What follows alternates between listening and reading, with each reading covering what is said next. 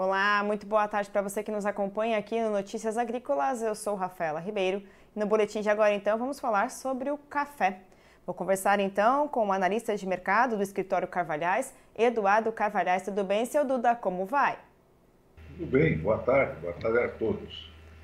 Seu Duda, após aí um dia, na sessão dessa terça-feira com fortes altas, o mercado do café hoje então trabalhando aí com queda, né? Também de se esperar, né? Então, o que tem de fato, quais são as tendências, o que vem movimentando aí esse sobe e desce do mercado cafeiro? Bom, é aquilo que todos vêm conversando, que é a falta de estoque de segurança no mundo todo, um clima muito irregular, ano após ano, não só no Brasil, como nos outros países produtores, no mundo todo, esse problema do clima irregular, sempre com eventos climáticos extremos, ou para cima, ou para muita seca, ou muita chuva, ou muito calor, ou muito frio, isso tudo vem acumulando de ano para ano, e no caso foi acabando com os estoques de café que existiam no mundo. Então, não podemos esquecer que o consumo de café no mundo todo cresceu muito nesse século XXI, e o Brasil também aumentou muito a sua exportação nesse tempo todo. Ou seja, nós atingimos 20 milhões de sacas pela primeira vez em 1999, nas vésperas do século XXI. Depois, em 2009, nós chegamos a 30 milhões e em 2018 a 40 milhões. E agora estamos avançando rapidamente para 50 milhões. Se nesse ano de 2024 nós não chegarmos a 50 milhões, vai ser por muito pouca coisa. É provável que a gente bata lá, mas não se sabe. Nós já batemos o recorde histórico. O volume exportado nesse ano de 2024, faltando ainda o mês de dezembro, já é o maior volume de café exportado pelo Brasil na sua longa história de produtor e exportador de café. Então, com isso nós viemos gastando os estoques brasileiros também. Os estoques deixados remanescentes pelo antigo Instituto Brasileiro do Café, os estoques na mão de produtores de café, alguns que sempre tinham café de uma safra para outra. E também agora, depois de 3 anos seguidos com as árvores de café sofrendo com frio, com calor, com seca, elas estão desgastadas e não há um único agrônomo que não fale que nós não tenhamos problemas sérios para a safra 2025 brasileira de arábica. Continua ainda um pouco cedo para se saber exatamente o que vai acontecer, mas nós vamos ter uma quebra importante na safra brasileira de arábica do ano que vem. Tudo isso está se refletindo nos preços do café, tanto em Nova York e no fim também no Robusta, porque aumenta o consumo de Robusta com isso. Seu Duda, ontem, saiu aí um dado da Voo Café falando de fato aí de uma perspectiva de quebra da safra do arábica, né? E isso deixou o mercado, principalmente o mercado do arábica aí, com altas recordes novamente, né? O quanto disso é preocupante, seu Duda, na sua análise, e o quanto também envolve muita especulação? Olha, esse dia a dia, essas narrativas sempre houveram e vão continuar havendo. Mas a verdade é a seguinte, há uma quebra importante, é só quem quiser constatar, viajar pela região produtora de São Paulo, de Minas, da região produtora de arábica também do Espírito Santo, para constatar isso. E essa disputa, se essa safra vai ser 2 milhões para cima, 2 milhões para baixo, não modifica nada. Nós temos ainda que esperar o verão aqui no Brasil, nós estamos falando nos números de produção, contando com um clima normal até a colheita de 2025.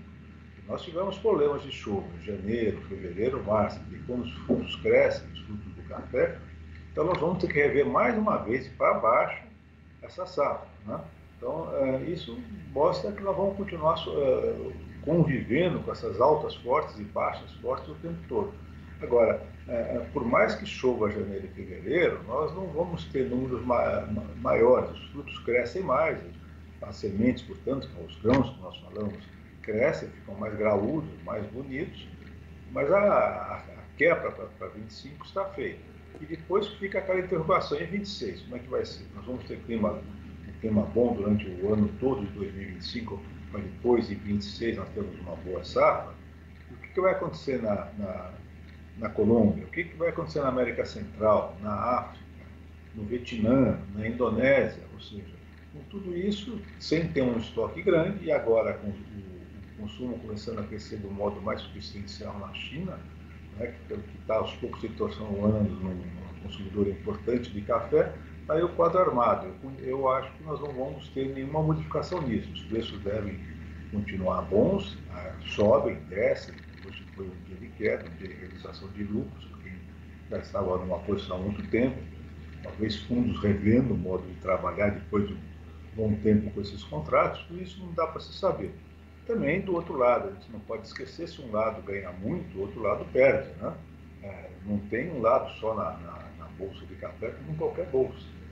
Tem os vendidos e os comprados. Os comprados estão ganhando, os vendidos ganhando bastante, os vendidos estão perdendo e perdendo bastante. Isso tudo nós vamos ter que acompanhar ao longo dos próximos meses e até dos próximos anos, para saber exatamente como é que o mercado vai funcionar daqui para frente. Também acho que essas mudanças na comunicação e no modo de produzir café, aumento de produtividade no Brasil, problemas de mão de obra, clima mudando, que nós estamos numa fase de mudança na comercialização de café. Isso não é uma coisa para um mês, para dois, é coisa para anos, mas claramente o modo de comercializar café começou a mudar já antes, com o começo da informatização mais forte, e claramente isso vai continuar. Eu tenho a impressão que nós não vamos voltar a trabalhar como nós trabalhávamos em café no comércio no início do século XXI. Você está falando nessa questão de negociação, comercialização, né? Como é que estão as negociações no mercado físico brasileiro, né? O produtor, ele está encontrando aí sacas, né, mais de R$2.000, assim, e como que está, de fato? Ele está segurando, ainda existe essa resistência desse produtor na venda, né, que também a gente vem acompanhando. Como estão essas negociações por aqui? Olha, elas, como sempre, assim, quando chega-se perto da segunda quinzena de dezembro, elas param um pouco. Agora, primeiro, há quase que um consenso no mercado que resta da safra 24 ainda em mãos de produtores, no máximo 20% dessa safra, né? O resto já foi transferida, nós batemos recordes de exportação nesse primeiro semestre do ano safra, ou seja, a partir de julho. Muito café foi exportado, foi comprado pelos produtores, o consumo interno também vai bem, e com isso desapareceu boa parte da safra 24. Nós não sabemos exatamente o que tem a ser exportado de janeiro até maio. Em junho já entra alguma coisa da safra 2025, apesar de não ser um volume tão grande ainda. Mas isso tudo atrapalha. Agora, o produtor vendeu bem ao longo do primeiro semestre do ano safra, segundo semestre do ano calendário. É só a gente verificar, sabendo que nenhum supermercado ficou desabastecido de café. O consumo interno conseguiu com muita dificuldade, mas conseguiu comprar o café necessário. E a mesma coisa na exportação, que nós batemos recorde. Então, quando eu falo que o produtor não vende, ele toma cuidado, ele vai parcelando, ele está muito preocupado, porque ele está ali do lado do cafezal dele, está vendo o estado do cafezal, viu as chuvas, se animou, viu sair a florada, depois viu cair boa parte dessa florada. Então ele vai se segurando um pouco o café, vou voltar a falar que 20% mais ou menos da safra só na mão de todos os cafeicultores brasileiros, para tentar enxergar o que vai acontecer com a produção dele em 2025. Ao mesmo tempo ele vê a inflação crescendo, o dólar a R$6, significa que fertilizantes defensivos vão subir de preço, né? Os problemas trabalhistas continuam, a dificuldade de se conseguir mão de obra na época de colheita, isso significa um crescimento nos custos também de colheita. Tudo isso faz com que ele vá tomando cuidado e vendendo aos poucos um pouco o café que ele ainda tem, esses 20%. Tem produtores que não tem nada, principalmente os pequenos já venderam tudo. Outra coisa, falam nesses preços muito bons, realmente são muito bons, acima de R$2.000 a saca, mas você tem um grande número de cafeicultores, principalmente os pequenos, que não pegaram essa onda, já tinham vendido antes. Como tem um certo número de cafeicultores que vendeu algum café físico para entrega futura da safra 25, a preços bem menores do que estão sendo praticados no momento. Todo esse cenário é que faz essa resistência do produtor. Mas o negócio sai. Eles vão cair em volume agora nesse final de dezembro, é natural, todo ano acontece isso. E a outra coisa também é que o comprador está precisando de cada vez mais capital de giro. Tem que lembrar que o café é a 2.200, o capital de giro que precisa é muito maior. E com isso ele também deve estar negociando aumento desse capital de giro junto aos bancos que trabalham com eles e tudo mais. É uma época de reflexão, mas o mercado é firme. E hoje você não encontra praticamente nada de café arábica abaixo de R$ 2.000. Né? E quando se fala num café fino, para sair, você vê sair um negócio aqui, outro ali, é acima dos R$ 2.200 por saco. Seu Duda, outra coisa também que a gente vem acompanhando, né? Muitas empresas já estão aí lançando notas informando, né, que esse aumento no mercado com certeza já está sendo repassado ao consumidor. E muitas empresas já estão relatando aí o aumento nos seus preços, né, com relação ao café para o consumidor. Isso já estava previsto, né, seu Duda? Então, o que a gente pode esperar com relação a isso também? Bom, isso é uma incógnita, ver como é que o consumidor vai reagir. Mas nós temos que lembrar que nos últimos 10 anos, o café torrado, moído, foi dos produtos de alimentação, da cesta básica de alimentação, que menos subiu. Agora está sendo reajustado e é natural. Eu sempre falo que o café não vai faltar.